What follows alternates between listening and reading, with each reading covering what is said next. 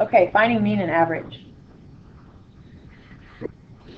Chapter 4, Section 2 in your business math book. Population. What is population? Okay, population is an entire group being studied. Okay, when you hear population, you're used to hearing the number of people, maybe in the United States, in Ohio, whatever. You're used to hearing the number. Now, when we talk about statistics, and that's what we're going to be talking about for about a week or two, is statistics or business statistics, types of numbers that you're going to see in your business if you own one that will help you evaluate your business. Population is the entire group being studied. So basically, if you're a restaurant owner, you might say the population being all area restaurants. Okay, so when we say, population, we're talking about every restaurant in the area or in New Philadelphia area. Okay, we're not talking about the number of people. We're talking about what we're studying. Okay, when you speak of statistics or your business. If you're a vet, or whatever you are, you would be talking about maybe dogs. Okay, so you'd say my population, you'd be talking about the dogs. Okay? Sample is an portion of the entire group. So, for instance, if I'm a vet and I'm doing a study on dogs, now how many dogs are there in the world? Yeah, a lot. So if you're doing a study on all dogs, in order for you to be able to actually do a study and figure out, maybe what causes dogs to get leukemia or what causes them to get bad hips or whatever, for whatever reason, you can't study every single dog in the entire world. That's impossible. So what you do is you take a sample. Maybe you take, instead of, all 50 million or billion dogs that there are, you take a sample, maybe 100,000 dogs, and you study those 100,000 dogs, and you assume the rest of them are just like them. Okay, so that's called a sample of your entire population. Okay, any questions on the definitions of those? Now, measure of central tendency.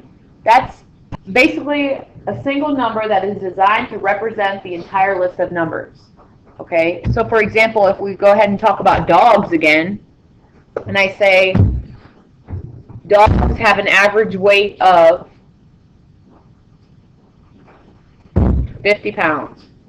That means it's a one single number that's meant to represent the entire group. There's more than just average, but you have median, mode, you have weighted average, things like that.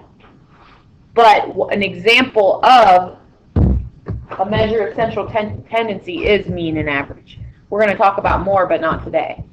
Okay? How do you find mean? Well, it's the sum of all the values divided by the number of all the values. Okay, it's the sum of the values divided by the number. Okay, that's how you calculate just original, regular, good old mean. Okay, or average. Any questions so far? So let's go ahead and let's do an easier problem. Let's start with, we'll start with Taco Bell workers. Everybody in here, did anybody in here get the free Doritos Locos Tacos yesterday? They were giving away free Doritos tacos yesterday from 2 to 6 at Taco Bell. I guess there was a line halfway around the block. I love those. Those are delicious. Anyway, what? They are. All right. Number of hours worked for employees at Taco Bell in the past 2 weeks. Can you write it down? Yes. You can just write the numbers down if you want so that you have an example of how to find average. Okay? Now, the first thing they're going to ask you to find is the estimate of the numbers. Okay? And now how do I estimate numbers? Well, I'm going to go ahead and just round all these numbers to the nearest 10. So this would be 80, 60, 80, 80, 70, 80, and 150. Okay, and I'm just going to add those together, and it's going to give you 600.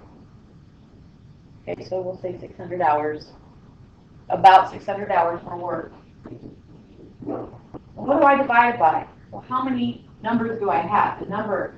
So 1, 2, 3, 4, 5, 6, 7.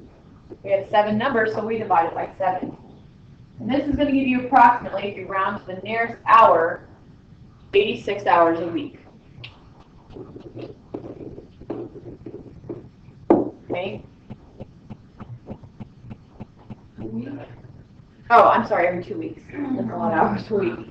Every 2 weeks, 86 hours, which is a pretty good amount. It's a little over 40 hours a week. Okay. Yeah, that's going to be paid, hopefully get paid quite a bit. Now, what is the actual mean? That was the estimated mean, 86 hours. What's the actual mean? Let's see if we're even close. Well, if we add all these together, what are we going to get?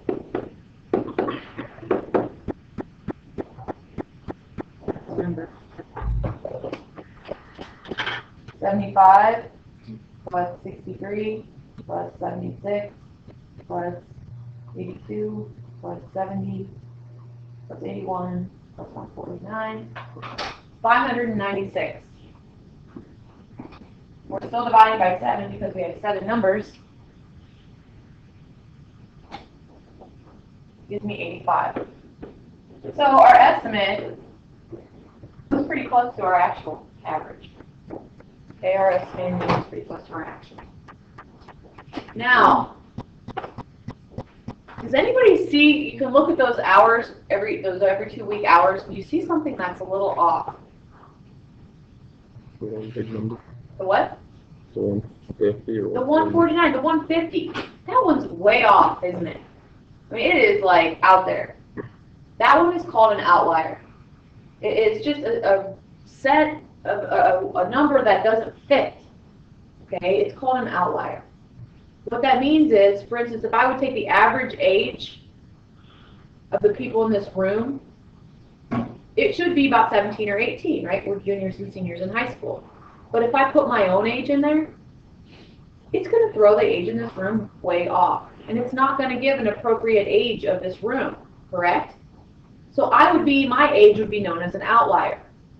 Okay? And what statisticians usually do with outliers is they get rid of them. Because what they do is they throw off your data. They don't use them.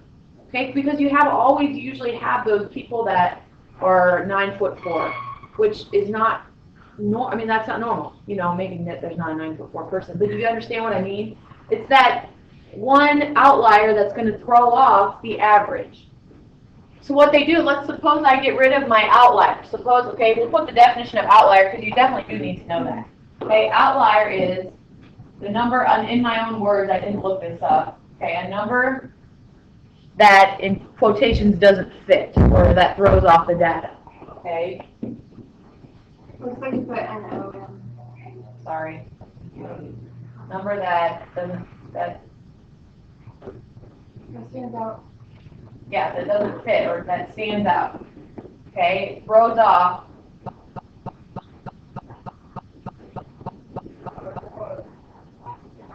my average or throws off my data. Let's put the number that's not constant with the other. Yeah, the number that doesn't fit with them or that's not constant. In your own words, what's an outlier? Okay, those are mine. Well, how does it get in there in the first place? For instance, suppose that's a manager, and all the other ones are just workers. Okay, sometimes maybe, especially last night, there were probably a lot of managers working at Taco Bell. Okay, because they had the lines outside the block, around the block, because they're giving away free tacos. Okay, so that would count as, an outlier. For instance, a teacher in a room of high school students, that would be an outlier. Okay, so instead of taking all employees, we would take the number of employees paid hourly, or non-managerial employees. Okay, that's the type of thing we'd be talking about. Okay, get rid of the outliers. Now, what is our average without that outlier? Okay, well, the easy way to define this would be just to take 596, which is the number I get up here, and take out that 149 hours, and take out the one person here. Okay, that'd be the easiest way. You can re-add them all up without the 149, but that's what I would do. Because before we had 7 people, but taking out the manager or taking out the 149 would give us 6 people. Okay, so we have 596 minus 149. We get 447 divided by 6, which gives us 74, actually exactly 74 and a half. You see how different the average is, it's different by an entire 10 hours. Okay? It completely throws off the information or the data. Okay? What were going to talk about last night? Like 50 seconds. I think they only were giving away one per person. So like if you got one, you had to go to the end of the line all the way to the back again. So it was like, how much is one taco worth to you? An hour? You know, I think that's what they did. I wasn't there. I just heard them. Or that, like, Hillary? Yeah, probably. All right. Any questions about how to find mean, estimated, actual, and then without an outlier? All right, let's do another one. Now suppose that we have a clothing store company and it's called Rags Limited, okay? And the figure below, instead of at the right, contains all of the employees at Rags Clothing Store and their salaries. We have one owner who makes $28,100. We have 5 salespeople that make $19,300. We have 3 secretaries that make $15,800. And we have 1 custodian that makes $13,000. How would I calculate the mean or the average of the salaries at the store? Well, I could go ahead and start adding up the salaries. So the first one would be $28,100, and then I have $19,300. But can I just put one $19,300? No, because how many employees make that? 5. So I have to take $19,300 plus $19,300 plus $19,300 5 times. Or instead of adding it 5 times, just multiply it by 5. Okay? We have 5 salespeople making $19,300. So we can't just put $19,300 there. We have to multiply it by 5 first to get a true representation. Okay? So multiply that by 5 and I get, I don't know. I'm going to write it out right now. And the secretary would be times 3. So 19,300 times 5 give me $96,500. And then this one I multiply by 3 because I have 3 secretaries.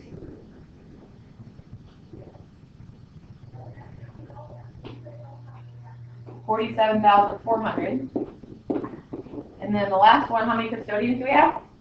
Just 1, so we don't need to even multiply it by anything. It just be multiplied by 1, which we don't need to do. Now we're going to add these up. Okay, and we get $185,000. Okay, so that's the amount of money we spend on salary a year. Okay, $185,000. So to find the average amount, we take $185,000 and divide it by what? 10. 10. Why 10? Because there's 10 people. Yeah, Employees. you have to add the number of employees that you took of salaries. We have 1 owner, 5 salespeople, 3 secretaries, and 1 custodian. We used all their salaries, so we have to find the sum of that one, and there's 10 people. So divide that by 10, the zeros just cross out, and we're left with $18,500. That's the average.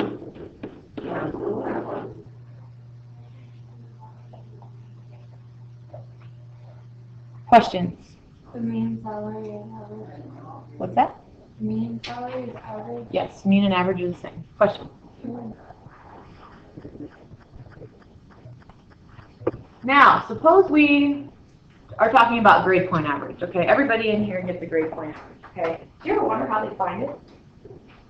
Do you have any idea how they do it? Yeah, they give you like a 4 for an A and like 3 for a B. Yeah.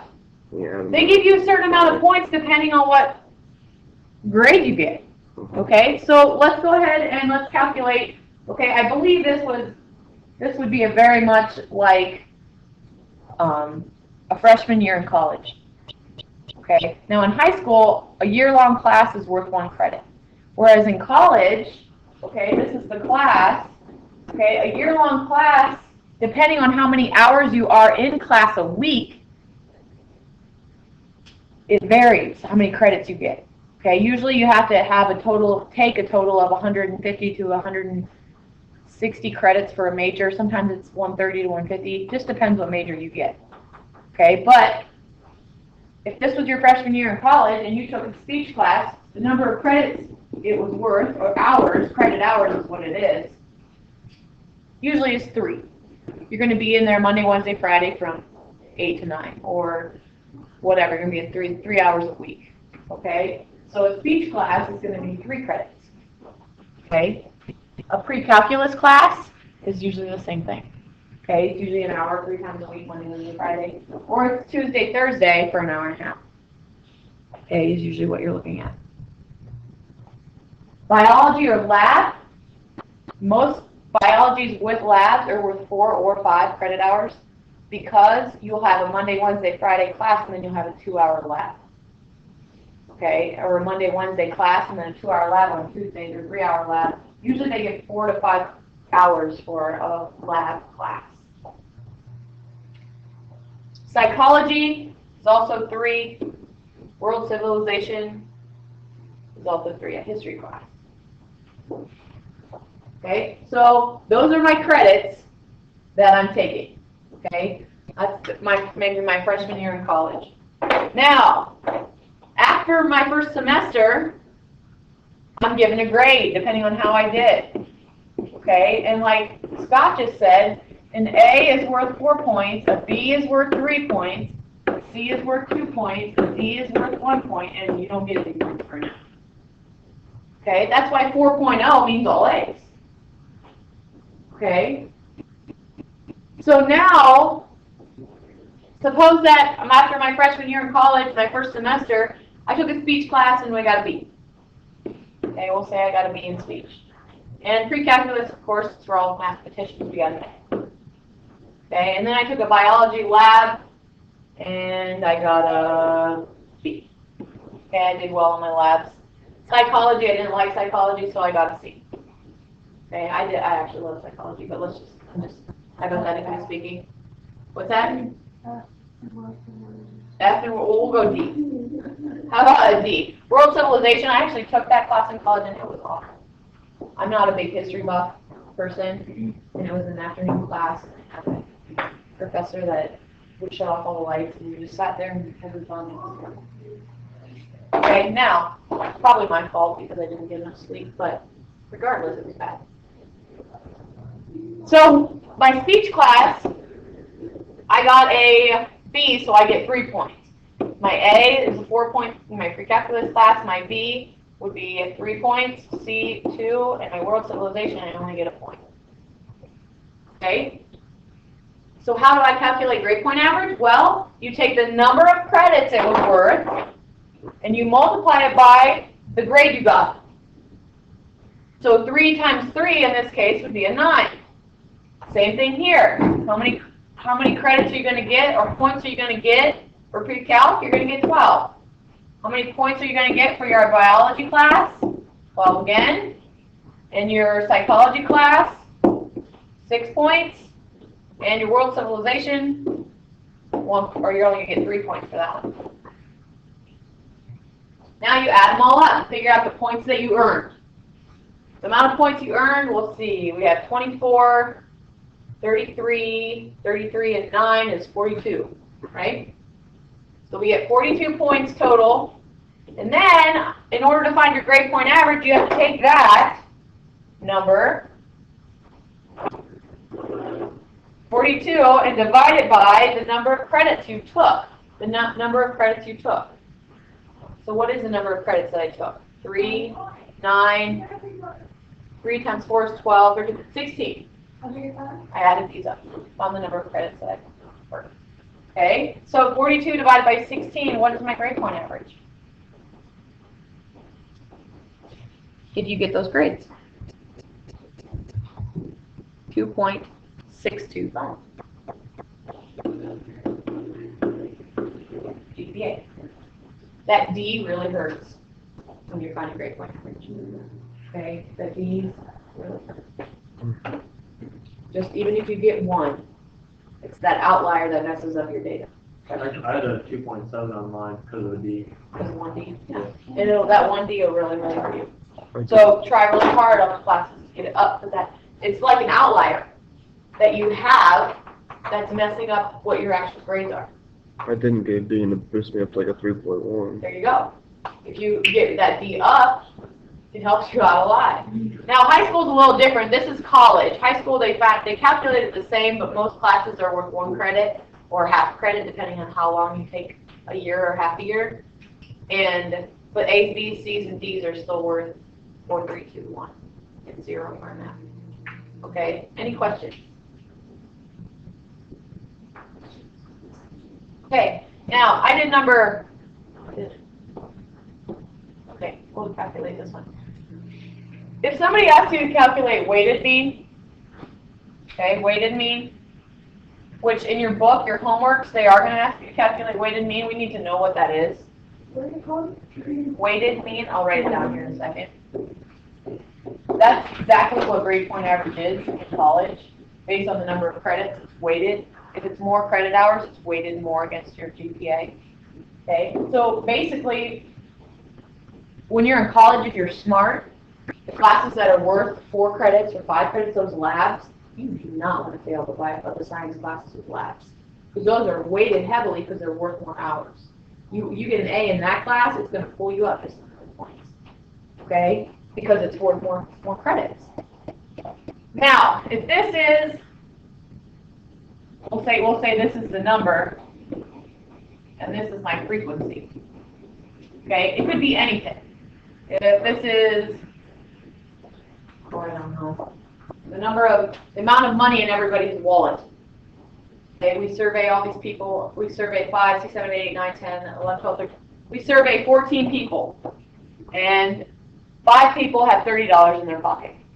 Okay, 3 people have 40, 2 people have 45, and 4 people have $48. Okay, we'll say, now they say, okay, what is the weighted mean? Okay, that's just like what we did with the salaries. Okay, you have to take your 30, you multiply it by 5, and you get 150. Okay, you have to take your 40, multiply it by 3, and you get your 120. 45 times 2 is 90, and 48 times 4, 192. Okay, so that's the amount. That's the total. If we took all the money of the people, we looked in their pocket and we saw all the money that they had, there would be a total of what? How much money? Well, you have to add them up. And what are you going to get? So we have 2. We have, see that number? 5, 6, 7. 7 and 9 is 16. 16 and 9 is 25. Here's my 2, 2, 3, 4, 5. So $552. Okay, $552. So what's the average amount of money in everybody's pocket? Well, you take that number and divide it by how many people you surveyed. How many people did we survey? 14.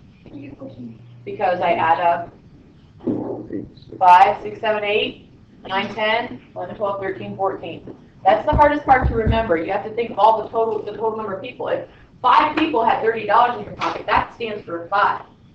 And you have to add that. So then we take 552 and divide it by 14, and the average amount of money in everybody's pockets would be $39.40. Okay? Any questions? Your homework for tomorrow is in your book. It is on page